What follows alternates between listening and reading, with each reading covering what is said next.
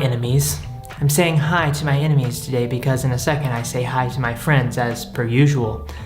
I wanted to take this unique opportunity to say hello to my enemies though. That's right, you can take my house. You can take my family and my dog, but you cannot take my love. That's right, you are powerless.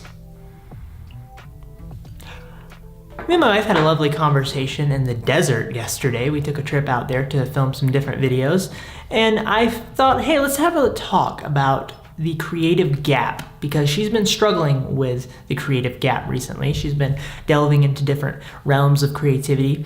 How I define the creative gap is the gap between your talent level and your goals, your creative goals, and the distance in between those two things.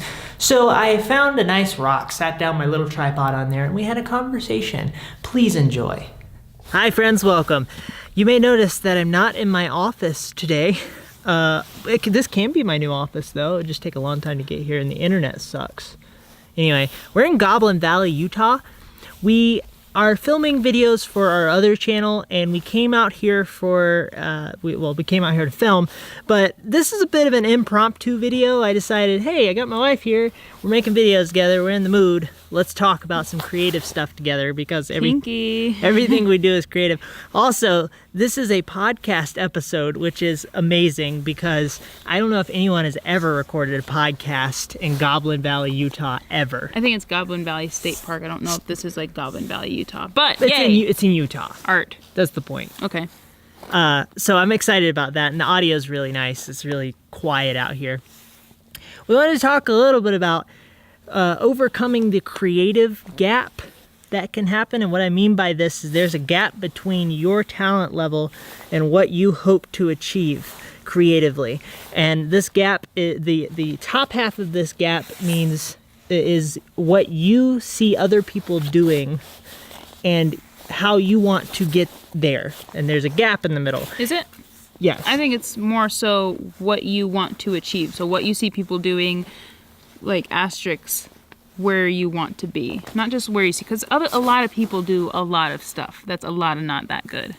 So no, but there are people that you follow closely. Okay, so it's the people that you care about, the people that you specifically line up with. They have the content that you love. Gotcha. And you see that and you go, I want to get there.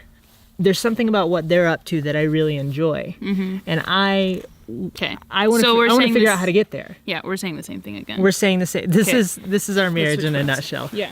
We say the same thing and then disagree about it. Yeah. He's also left-handed, which is why we just switched spots. Oh yeah, and he uses his left hand a lot, so I gotta not be in the danger zone. Good thinking. Anyway, Art. Head's not good up. Yeah. So Art, you've been struggling a lot with the creative process or the creative gap recently. Yes. I think. No, my whole life is a creative gap. Specifically in photography, I think you're in a place where you feel like you are not moving forward at all. Yeah. Is that a good I would representation? say, yeah. I'm moving as fast as a hippo. Okay. As fast as a hippo in knee-deep mud, as they say in Louisiana. Right? All those hippos. I'm curious, what does it feel like on a daily basis to be in a place where you're really struggling with that? Because for me, the reason I ask that is because I have learned to deal with the uncertainty of the creative gap, I think, over time, and it's a lot easier for me now, even though I do experience it. I think that's something that's still a big struggle for you. Yeah. We all have our struggles. Yours is not lesser than mine or something like that. On a daily basis, it's exhausting. Yeah. And I typically, this is how my day starts. I wake up, do my hair, brush my teeth. But for workflow, I have a lot of momentum in the beginning of the day. And typically around 7 o'clock, I go, gosh, I don't think I accomplished what I wanted to accomplish. And then that's where like the downward spiral goes of frustration and like, trying to gain inspiration, which helps. But sometimes too much inspiration can be a negative thing because then it's just discouraging. That's how it is on a daily basis for me, James. So it's almost like you get an inspiration overload and feel like you can't get to that thing. Yeah. I think that's definitely it. But I don't know. I'm still learning. This has just been a week long of exhaustion and tired. I will say I have to give her credentials. She's a very, very talented editor, and that I think that's one of her strengths. And I think that you're very good at organizing logistical things to make creative things happen. Yeah. I think you just struggle with figuring The out how to. post-production is great. The pre-production is what I struggle But with. for example, you're good on a project like this. You're good at organizing a day of us going out and making sure we have food, making sure our budget's taken care of. I feel like, okay, so in big productions like REI, for example, you Go have off screen to sniffle. Okay. In big productions like REI, you have like the producer, you have the stylist, you have people not designed, but you have people designated for each aspect of a shoot. You have the creative director, you have the creative director, you have the director of photography, you have basically all of these people who are The director of coffee and donuts, gluten-free donuts, but all of these people are designed to make it make the job easier for the person that's like pulling focus. You have focus pullers. It's almost like those sorts of dynamics are built up of people who support other people. Exactly. But when you're doing YouTube and interneting and such, you're all of that in one person. And I think that I excel in certain aspects and I decel in certain aspects. Is that a word? Decel? Today Excel? we're in Goblin Valley, baby. Yeah. Anyway, I'm good at some things and I'm not good at others. And the things that I'm not good at overshadow the things that I'm good at naturally, as anybody. Like, if you're an amazing swimmer, but you can't shave, 0.20 seconds off of your time, you think you're the worst. But really, you're the best in the nation. Do you have a certain set of things that you feel like you beat yourself up on in the creative process? Things that you feel like you're not so good at, that you want to be better at, that hurt when you think about them? Everything. All right. Everything hurts. Yeah, sure.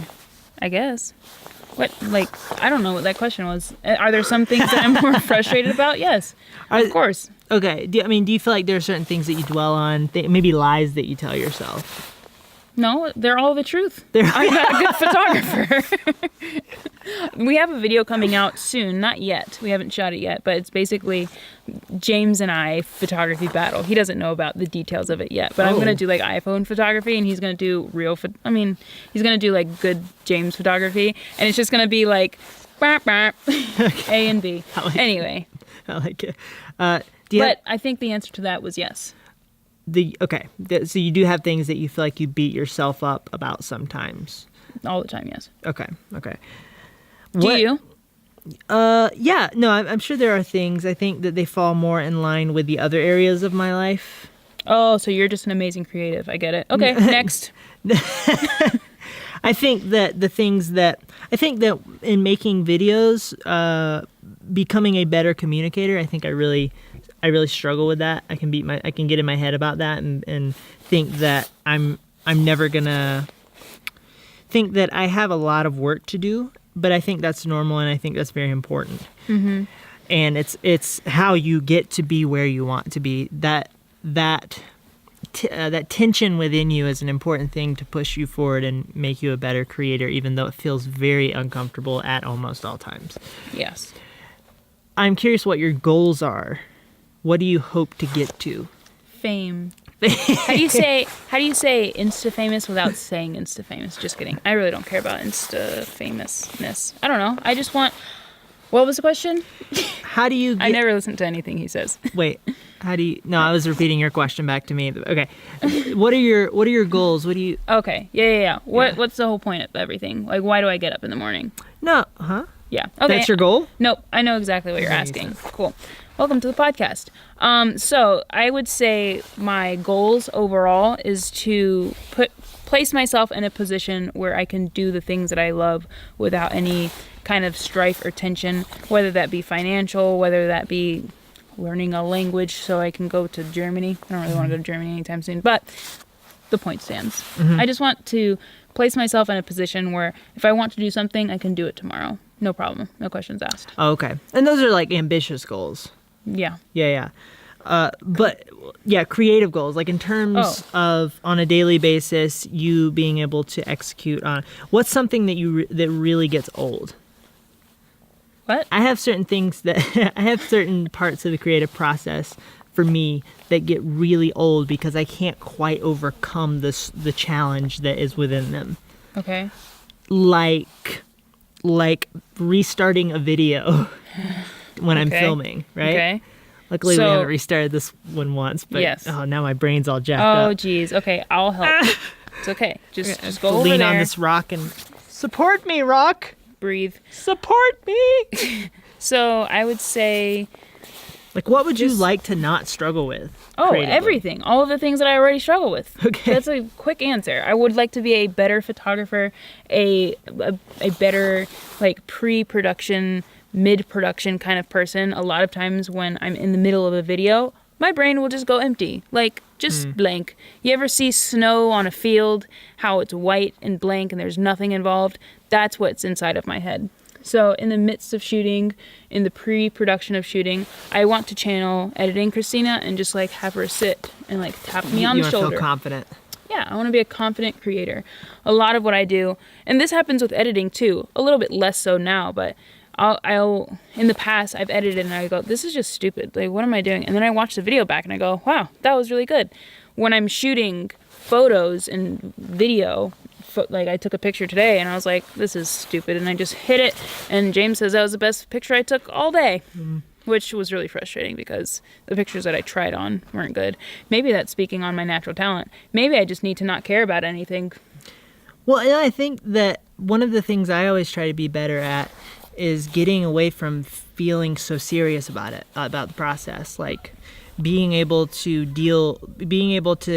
one thing about photography that's so interesting is that it helps you to go on a photo walk, whatever that means for you, whatever kind of photography you're into. Let's say it's landscape photography in this case.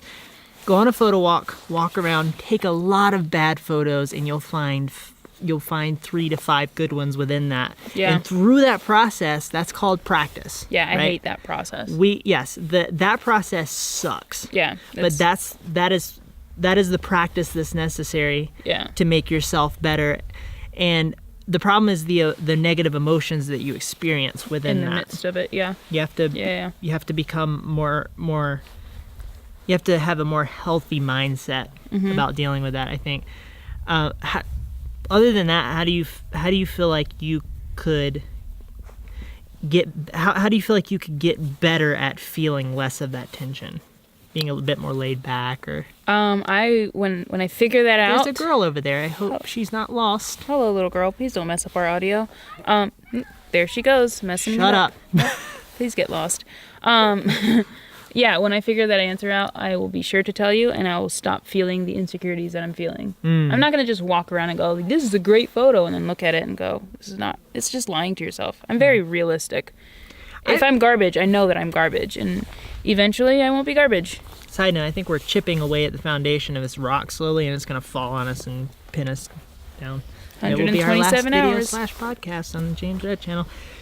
I think that practicing just like you practiced your cello when you learned how to play cello, and you didn't. You always said you never practiced, right? I never practiced. She's really good. It's ridiculous. Yeah, and that's why I don't like practicing, because if there's something that I'm not naturally good at, then it's just like, okay, I'm done with it. Yeah. Just like I'm done with that little girl. Well, I think that you become better over time at dealing with all of that stuff that we've been talking about through finding whatever version of practice your art form requires every single day. Yeah. When I'm not naturally good at something, then I just quit it. Maybe that's a character issue on my end. And also have a routine, as I've spoken about before. Yeah. For creating content. Sorry, I'm being distracted by this family that's running around. It is a public area. Yeah. Create a routine to deal with the... the little girl fell. Good. Oh, no. Fantastic. Oh, she's Goodbye. Dead. Create a routine to deal with the monotony of things and lean on that routine. Yes. Oh, I need to be better at that. Discipline. Yeah. But also create a rhythm. And like I was saying in another recent video, that the rhythm is sort of the yin to the yang of the routine. So the routine is the hard part. The rhythm is how you make it easier. You make a good rhythm for yourself, a good momentum for yourself, a good sort of harmonious connection between you and the creative process. I was going to say casserole, but you said connection, so I get it. Casserole, either way. Yeah. Between you and the creative process to make it a more enjoyable experience, and you will grow better, more deeply. I think it will connect itself with you on a deeper, more fundamental level when you're having fun in a lot of ways. Does that make sense? Yeah. Sure. That sounds good. How many minutes we have until this thing turns off? We got 2 minutes. This is a great place to yeah. wrap it up. I hope you enjoyed this. Any thoughts? Nope. All right. I don't know what that guy said to me, but I just gave him a thumbs up. Was he talking to you? Yeah. Oh. He gave me I gave him a thumbs up and he went away, so. Maybe we can ask him about his creative process. Sir, what kind of art form do you enjoy? James, they can hear you. Guys, thank you so much for watching. If you're new around, I'm just kidding. Not my channel, but feel free to subscribe to the Reds if you like vlogging and traveling.